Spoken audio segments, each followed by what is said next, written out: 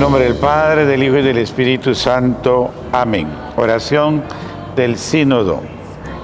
Estamos ante ti, Espíritu Santo, reunidos en tu nombre. Tú que eres nuestro verdadero consejero, venga a nosotros, apóyanos, entra en nuestros corazones, enséñanos el camino, muéstranos cómo alcanzar la meta. Impide que perdamos el rumbo como personas débiles y pecadoras. No permitas que la ignorancia nos lleve por falsos caminos. Concédenos el don del discernimiento para que no dejemos que nuestras acciones se guíen por perjuicios y falsas consideraciones. Condúcenos a la unidad en ti para que no nos desviemos del camino de la verdad y la justicia, sino que en nuestro peregrinaje terrenal nos esforcemos por alcanzar la vida eterna. Esto te lo pedimos a ti que obras en todo tiempo y lugar, en comunión con el Padre y el Hijo, por los siglos de los siglos. Amén. En el nombre del Padre, del Hijo y del Espíritu Santo. Amén.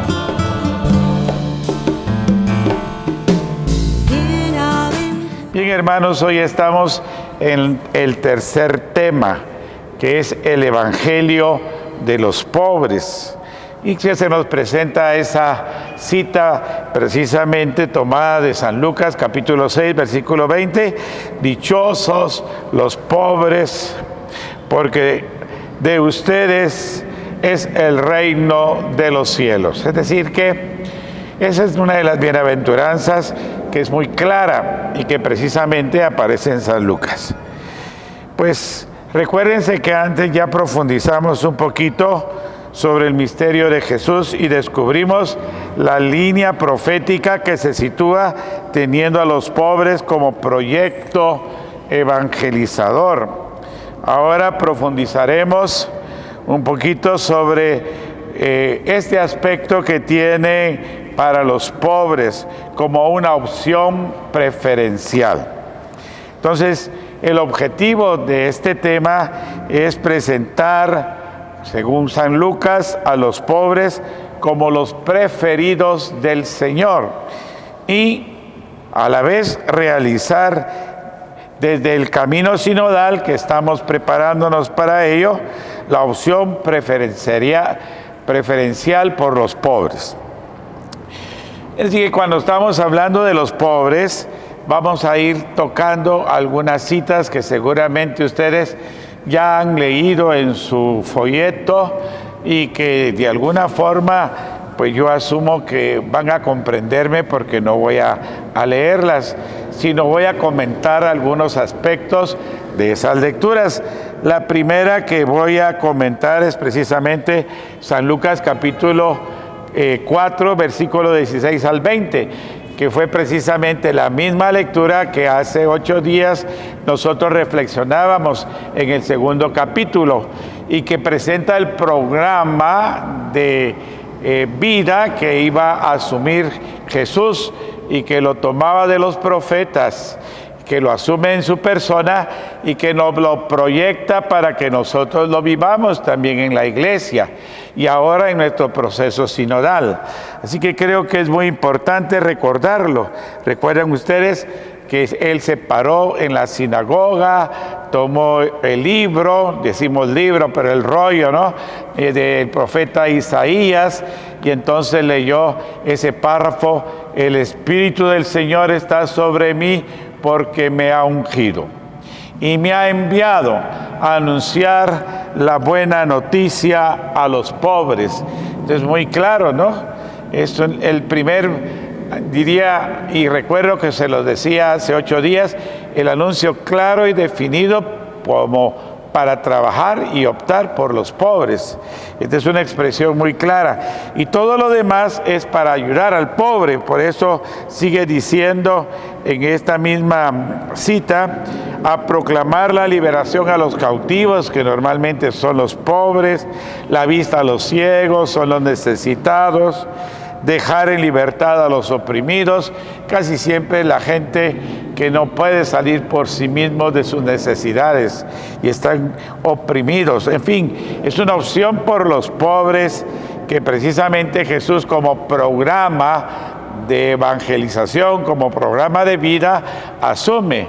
Es decir, que de esta forma nos está haciendo ver esa opción clara de cercanía a los pobres. Jesús más adelante va a hablar en el capítulo 6, versículo 20, cómo los va a llamar: bienaventurados a ustedes los pobres, y los consuela a los que lloran. Creo que es una expresión para hacernos ver que Jesús pues tenía de una manera muy especial la preferencia por los necesitados, por los pobres. En Lucas capítulo 7, versículo del 18 al 23, vamos a encontrar también cómo Juan mandó a sus discípulos a preguntarle a Jesús si era él el que iba a venir. Y entonces los discípulos de Juan van y llegan con Jesús y le preguntan: Maestro, ¿eres tú el que tiene que venir o tenemos que esperar a otro? Y entonces él dice que se puso a hacer milagros e hizo una serie de signos extraordinarios ahí. Y después de haber curado enfermos, entonces les dijo: vayan y cuéntenle a Juan lo que han visto. Y entonces van precisamente los discípulos de Juan a decirle que precisamente les había dicho: los ciegos ven, los cojos andan, los leprosos quedan limpios, los sordos oyen, los muertos resucitan, y se anuncia a los pobres la buena nueva del Señor. Es decir, que ellos van a decir lo que han visto, y es lo que van a decirle a Juan, y era como para decirles: ciertamente Él es el que tenía que venir, Él es el Mesías. Estos pasajes pues muestran la imagen del Mesías, caracterizada por una marcada responsabilidad social que tenía Jesús por los pobres. El aspecto que aparece en San Lucas capítulo 6, versículo 20, nos habla también en tono concreto, cuando habla de las bienaventuranzas. Precisamente los dice: dichosos los que tienen hambre ahora, porque serán saciados. Los que lloran ahora, es decir, que esa palabra ahora es para hacer ver que era una realidad concreta. Jesús la ve en ese momento existencial. Es decir, que tiene presente la situación de los pobres, y precisamente por eso lo menciona de esta manera. Las bienaventuranzas de San Lucas proclaman el modo de obrar de Dios, que se pone incondicionalmente del lado de los pobres y de los necesitados. En el aspecto de los pobres vamos a encontrar pues otras citas de historias conmovedoras que nos presenta precisamente también San Lucas. Una de ellas es el pobre, Lázaro y el rico, y donde se contrasta la problemática de insensibilidad del rico, que banqueteaba y tenía a la puerta de su casa al pobre Lázaro con llagas y necesidades, y él indiferente, insensible a sus necesidades. Y nos cuenta esta parábola que murió precisamente el rico y también murió Lázaro. Y el rico se fue al infierno y Lázaro al lugar de los justos. Y dice que cuando estaba el otro en el infierno, entonces vio en el cielo a Lázaro y le dijo a Moisés: dile a Lázaro que por lo menos me traiga una gotita de agua. Y él le dice: mira, tú antes tuviste bienes y Lázaro males, ahora él tiene los bienes y tú, pues por lo que has hecho, tienes males. Y entonces dice, bueno, entonces mándame a decírselo a mis hermanos. Y él dice, ahí tienes a Moisés y a los profetas. Si no hacen caso de una resurrección de los muertos, no harán caso de nadie. ¿Y esto qué quería decir? Que la insensibilidad de los ricos es tan grande que difícilmente, dijo en otro momento Jesús, una persona que confía en las riquezas no entrará en el reino de Dios. Nadie puede creer o amar a Dios y al dinero, porque a uno ama y a otro engaña. Así que yo creo que es interesante ver esta reflexión o parábola que nosotros presentamos, pues que es una llamada a poner la mirada en el pobre y no ser indiferentes ante los sufrimientos de los pobres. Otro hecho que nos cuenta también de los hechos de los apóstoles es el de Tabita y Cornelio. Recuerden ustedes que Tabita pues era una mujer buena que ayudaba a su comunidad y murió.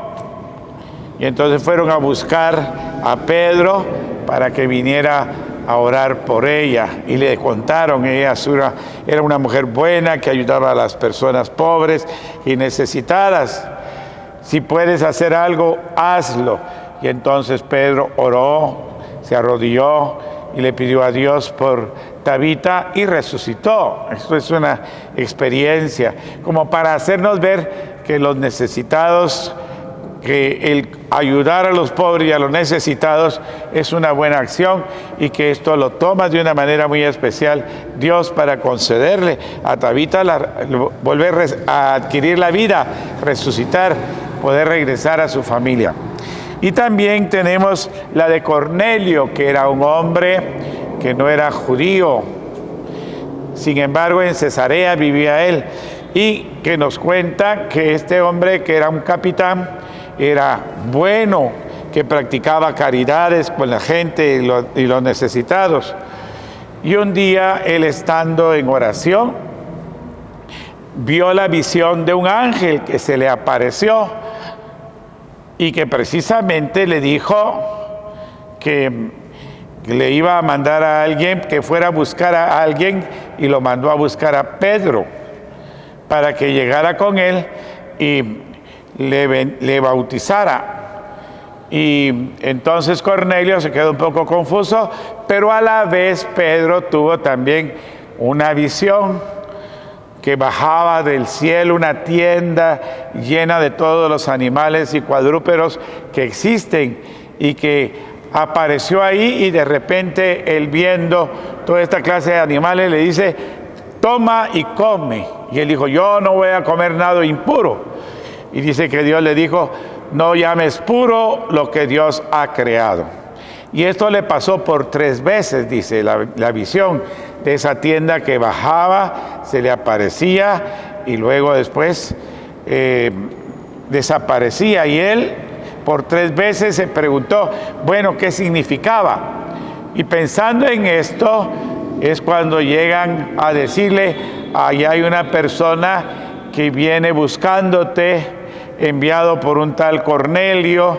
Y entonces él oyó que le decía el Señor: baja, que esta persona es con la que yo quiero que vayas. Entonces él dice que bajó y se fue a Cesarea, donde estaba Cornelio, y empezó a predicarle a Cornelio y a todos los que estaban trabajando y la familia de Cornelio. Y cuando estaba allá con aquella comunidad, entonces de repente dice que bajó el Espíritu Santo sobre Cornelio y todos los que estaban ahí. Y esto nos lo cuenta la palabra de Dios para decirnos que todo esto lo estaba haciendo el Señor porque Cornelio era generoso, caritativo, especialmente con los pobres, ¿verdad? Y a raíz de esto empezó, Pedro, al darse cuenta que había bajado el Espíritu Santo sobre esta comunidad y que empezaron a hablar en lenguas, así nos lo cuenta, entonces dice: ¿cómo voy a impedir yo que esta gente reciba el Espíritu Santo o sea bautizada? Y entonces se acercó y los bautizó. Y de esta manera se abre una puerta para que los que no eran judíos pudieran participar también del bautismo. Esta es una inspiración que Dios le concedió a Pedro. Pero creo que es muy bonita porque está íntimamente reunida, especialmente por ese gesto de caridad, de solidaridad y sensibilidad social que tenía Cornelio. En fin, son ejemplos que nos presenta la palabra de Dios para hacernos ver, pues, San Lucas, como la realidad de ayudar a los necesitados es algo muy importante. Por otra parte, también tenemos otros ejemplos como el leproso. Los 10 leprosos que se aparecen allá en San Lucas capítulo 17, versículo del 11 al 19, que estos leprosos buscan al Señor y les dice, ¿qué quieres que haga? Les dice el Señor. Y ellos queremos ser sanados. Entonces, el Señor les dice, vayan y preséntense al templo. Y cuando van ya de camino, dice que quedaron curados. Y solo uno de ellos regresó. Y el Señor les pregunta, ¿y dónde están los otros? No regresaron, le dice. Entonces dice, tu fe te ha curado. Así que Dios era misericordioso con esta gente pobre, miserable. También tenemos a los samaritanos que los trataban de una manera especial cuando los mismos judíos los rechazaban. Y les pone el ejemplo del buen samaritano. Que recuerdan ustedes, ¿y quién es mi prójimo? Y entonces presenta precisamente esa parábola del buen samaritano que se baja de su cabalgadura, que cura al que ha sido asaltado, que lo lleva allá al posadero, le cura y le permite la sanación. Yo creo que todas estas cosas son muy lindas porque nosotros nos vamos dando cuenta de ese sentido de sensibilidad social que tiene precisamente el Señor, pues. Y por último, tenemos también otros ejemplos como el del banquete. Es decir, que la parábola del banquete, de un rey que invita a un banquete a todos sus comensales y no tuvieron tiempo, cada uno estaba ocupado. Entonces el Señor dice, anda a las esquinas de las calles y a toda persona, los pobres, los humildes, los lisiados, invita a todos los que pasen ahí y que vengan al banquete. Que era una manera de decir que Él invita a todos, especialmente a los más necesitados, para integrarlos a su comunidad. Y creo que es pues también un mensaje muy bonito que nos presenta a nosotros pues en el Evangelio de San Lucas, para hacernos ver que todos somos convidados al banquete eucarístico, que es para nosotros como la prefiguración de esa parábola del banquete y del banquete celestial donde estaremos todos con Dios. Así que creo pues que este es el espíritu que el sínodo debe de ir adquiriendo, ¿no? Que nosotros debemos de asegurar el objetivo de la participación del mayor número posible de personas necesitadas y pobres que tenemos que servir y escuchar del pueblo de Dios. Esto no es posible si no hacemos un esfuerzo especial para regular activamente a las personas donde se encuentran, abordarlas ahí, especialmente a los que a menudo son excluidos o no participan en la vida de la iglesia. Debe haber un claro enfoque en la participación de los pobres, marginados, vulnerables y excluidos para escuchar sus voces y experiencias. El proceso sinodal debe ser sencillo, accesible y acogedor para todos. Y por último, pues presentamos el Magnificat, o se nos presenta aquí el himno del Magnificat, que si bien el primer párrafo que aparece es una exaltación a Dios de parte de la Virgen María, el segundo es una expresión de sensibilidad también por los pobres y por los necesitados. Él dice que Dios, pues, se refiere a la historia que tiene poder para ejercer la misericordia y la justicia en favor de los pobres. Dice, a los ricos los despide vacíos y a los pobres los llena de bienes. para nosotros es una manifestación muy clara de este Magnificat. Y con tal de vivir este signo, pues, de alabanza que se manifiesta en el Magnificat, creo que para nosotros es también una expresión para poder utilizar de una manera muy especial esas expresiones de un Dios que se preocupa por los pobres y que está preocupado por la liberación de las personas y de los pueblos a través de los testigos que confían en su nombre.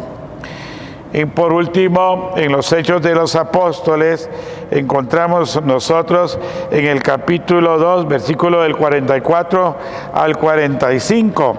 Dice, todos lo compartían y quienes poseían sus propiedades las vendían para distribuir lo obtenido entre los necesitados. Este es un gesto muy interesante, ¿no? Todo lo que tenían lo vendían y luego compartían lo que recibían entre los pobres y necesitados. Así que me parece que esto es muy importante para nosotros. Tenían todo en común y participaban en la fracción del pan y en las oraciones. Esto aparece pues en los Hechos 2:42. En fin, que creo que son interesantes expresiones muy claras de la sensibilidad por los necesitados y por los pobres.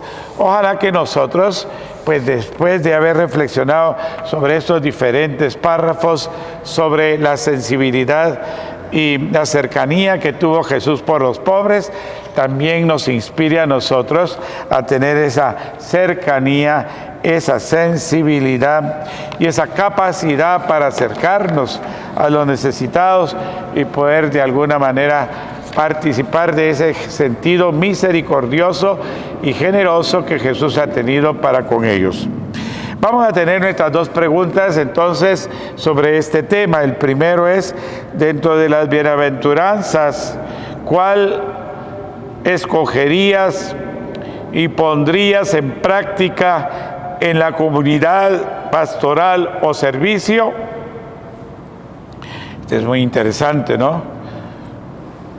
¿Cuál de las bienaventuranzas? Pues concretamente podemos ir ahí en el capítulo 6 para leerlas cada una de ellas y ver cuál puede ser la que a nosotros nos identifique mejor. Y segundo, ¿cómo podemos incluir a los que están excluidos o no participan en la vida parroquial, en nuestra tarea? ¿Cómo podemos llegar a los pobres de nuestra comunidad parroquial, abordarlos, atraerlos a la iglesia, hacerlos parte de nuestra comunidad? En fin, pues estas son las dos preguntas sobre las cuales vamos a reflexionar. Así que vamos a terminar ahora entonces con nuestra oración final. Te damos gracias, oh Dios omnipotente, por todos tus beneficios, a ti que vives y reinas por los siglos de los siglos. Amén. Dios te salve María, llena eres de gracia, el Señor es contigo, bendita eres entre todas las mujeres y bendito el fruto de tu vientre Jesús.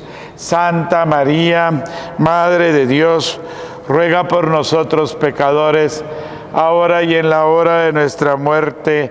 Amén.